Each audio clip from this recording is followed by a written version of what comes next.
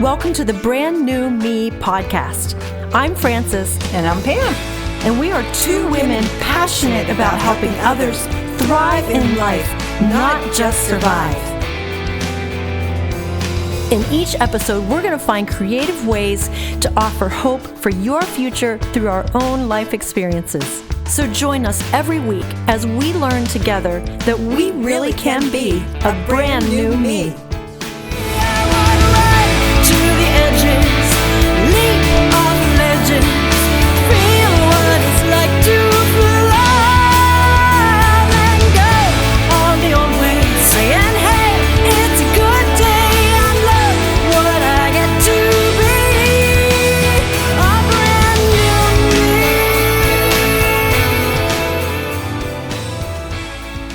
Well, here we are, the very first episode of the Brand New Me podcast. I'm Frances Drost, your host, and this is my co-host and friend. Well, we're off to a great start.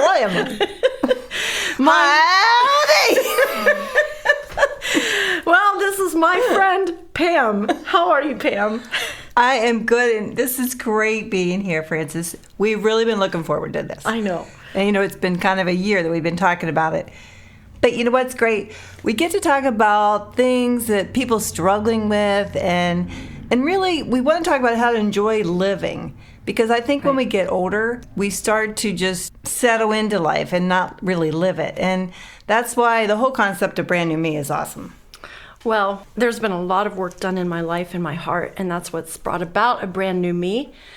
And I know you have a lot of life experience too. And so this podcast is to share our stories, bring in other people who also have stories to tell. More like a conversation between two friends, getting to know each other and laughing. That's one of the things I like about you. You make me laugh. Oh, that's good. We're already off to a good start. So yes, we are. But before we dive into any specific topics, these first couple episodes, I just want you to get to know Pam and also me. If you're new listening to us, we're glad to have you.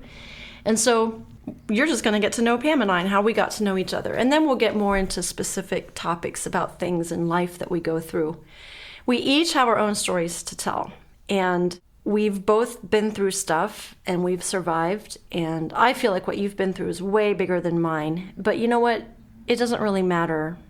We can do that with each other. We can often compare pain and stories and go, well, I don't have a story like she does. But I remember Carol Kent one time saying, pain is pain is pain. And so it doesn't matter if yours is bigger than someone else's or whatever. It's still something you struggle with or struggling to survive and not thriving. So we want to help you and help each other on this podcast to learn how to thrive and not just survive. So we're going to find creative ways in each podcast episode to offer hope for your future with special guests, with music, stories, anything we can use to be helpful, to be hateful. We don't want to be hateful. No, we do. We sure can be. We want to be helpful, bringing hope to your future. I was down and out when hope walked in. Saw what I could be and not what's been. I could hear him say, today's another day. I was full of fear when hope walked in. Said you have what it takes, so try again. I believe in you. Let me help you through.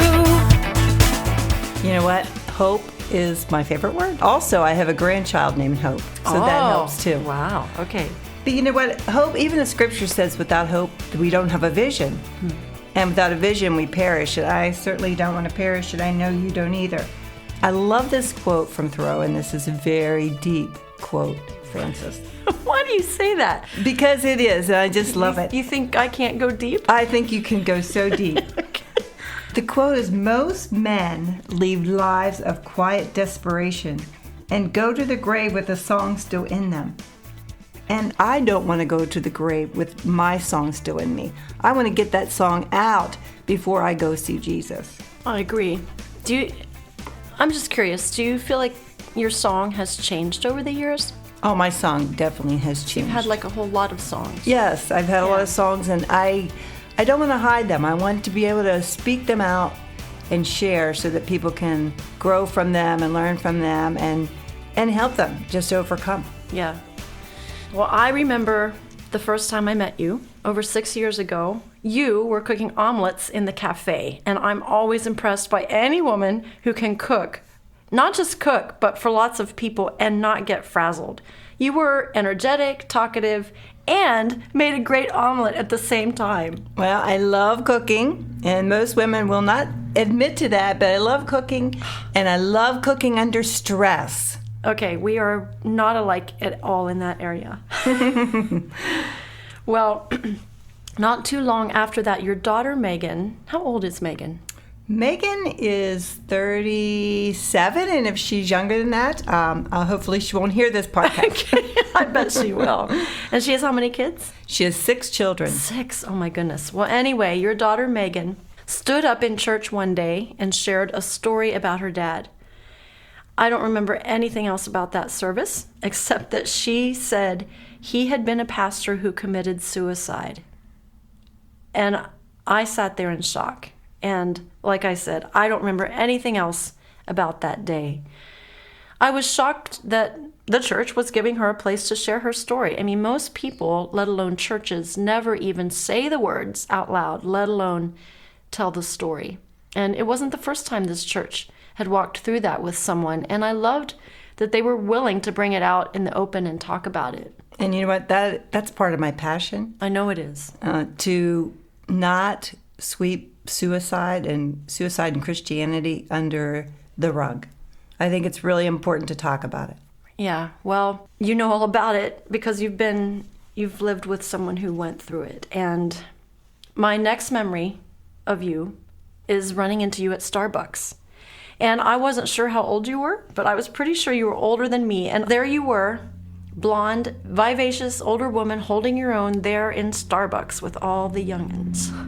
Well, I love Starbucks, and it is very stressful and wonderful. That's what I loved about it. Oh my goodness. Is it hard to work there? Of course, it's hard to work. Wow. Well, everybody seems so calm and at ease, though, when they're serving you. Is that part of their training? It's part of the training, and it's also, you realize that people are paying so much for coffee that it has to be perfect. Wow. Okay. I've kind of always thought I might like to try working at Starbucks, but I'm not sure I could take it.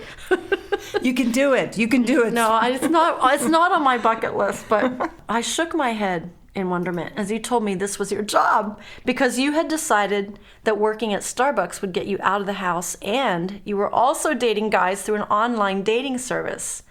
My goodness, you were full of surprises. I was crazy. But that's what I kind of liked about you. Well, you know what? We may talk about that in another episode, but Yeah. for now, we will table that. We will talk about it, I can guarantee. And, you know, I don't remember how or when it actually came to be that I realized you were Megan's mother, which meant her dad was your husband. And so you had walked through losing a husband to suicide, and not just a husband, but a pastor. And that was really huge. So then last year, I heard you were writing a book, and I was so excited. And I think you gave me your book, and I read it, and I remember thinking, you know, I'd like to do a podcast around Brand New Me, and I would love to have you as the co-host because I saw you'd had some TV experience and that kind of stuff. I mean, you've just done all kinds of things, but I was blown away, literally blown away by all that you had lived through because I really didn't know your story. So one day I was researching who was going to Ken Davis's SCORE conference because I was planning to attend, and I wanted to try to, you know, connect with people ahead of time and get to know people while I was there and network. Wouldn't you know, I came across your name in the list of attendees, and I quickly sent you a Facebook message. Do you remember that? I do. I couldn't believe you were going. I'm like, That are was you awesome. the Pam Fleming that made omelets? Pam Fleming. That's funny. I mean, because it had been 5 years or so since we had really connected. And here we were living in Pennsylvania, but going to a conference in Florida. So you were going with your new husband, Dave. And, you know, we probably should just let people know what the SCORE conference is, because it is amazing. People should know what it is and why you went. Well, SCORE conference, it's a great training. It helps you to deliver a more engaging talk and more persuasive, which we do need to do because we want to persuade people. And then to make a memorable presentation. Yeah. Every single time. Yep. Yep. I was feeling like, God wanted me to share my story, and I wanted to do it more effectively. And, I had been a public speaker, and I was a pastor and pastor's wife. And I didn't want people leaving not understanding what I was talking about. You know what's interesting? I love these statistics, and I think it's true. 75% of people leaving a presentation have no idea what was communicated. Isn't that crazy? Yeah, that is. And 50% of the speakers can't articulate in a simple sentence the objective of their talk. I love what Ken Davis says. He says, aim at nothing and you will hit it every single time. Know where you're going and you can take anyone with you. I love that. I think it's so true. That's great. They really help you find your aim and then deliver it well. And I'm all about aim and goal setting. Are you? Oh, I love goal setting and I love list making. Oh, me too. Do you have a to-do list and then you add things that weren't on the list, but you've done them and you accomplished it, so you write it, you check it off? I do. I check them off and I write it down even if it wasn't on the list. All right. Well, we share that in common. We don't share cooking in common, but we will continue our story next week, how we met. There's a lot to share. So thanks for joining us. Pam, we want to do something at the end of every podcast. Just a tip for life. How do you become a brand new me? How do you let go of the old and become a brand new person? I think you have to make a specific time where you say, okay, I'm done with this. I'm going to let it go. And then, let God do it through you. And then after you do that, I think you can move forward. I think you can start to say, I want to live my life. I want to enjoy my life. And maybe because I'm older, I'm feeling that way. But for me, I just decided, why go down a path that's negative, a path that's discouraging, a path that makes you cry when you can actually laugh and enjoy life. Sounds good. Well, there you go. All right, we'll see you next week for episode number 2. I wanna leap. I wanna feel what it's like to fly. I'm letting go.